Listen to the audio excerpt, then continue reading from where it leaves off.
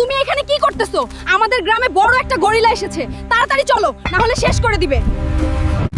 আমাদের গ্রামের ক্ষতি করবে এমন কারো সাহস হয় নাই। দাঁড়াও গরিলা, আমি আসতেছি। কিরে গেরিলা, তুই আমাদের গ্রামে কি করিস? বেশি করলে তোকে একদম শেষ করে দেব। চলে যা। দেখো হাল্ক, আমি তোমাদের কিছু করব না। একটা ড্রাগন আমার বাচ্চাটাকে তুলে তার গুহায় নিয়ে গেছে। গরিলা, তুমি কোনো চিন্তা করো না, আমি তোমার বাচ্চাকে ফিরিয়ে নিয়ে আসব।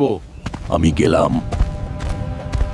বন্ধুরা, আমি চললাম গরিলার বাচ্চাকে উদ্ধার করতে। তোমাদের কি মনে হয় আমি কি পারবো বাচ্চাটাকে নিয়ে আসতে? কমেন্টস করে দাও। আরে, এটাই তো ড্রাগনের গুহা মনে হচ্ছে। ভিতরে গিয়ে দেখি কোথায় আছে। এই তো পেয়ে গেলাম গরিলার বাচ্চাটাকে, কিন্তু এখান থেকে আমি বের হব কিভাবে? ড্রাগনের আওয়াজ শোনা যাচ্ছে। কিরে ড্রাগন, তুই গরিলার বাচ্চাটাকে দিয়ে দে, না হলে তোকে মেরে একদম শেষ করে দিব। মানুষ এত বোকা।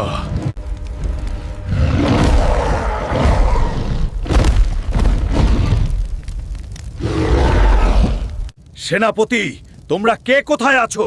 এই লোকটাকে জেলখানায় আবদ্ধ করো। একে এখন মারবো না।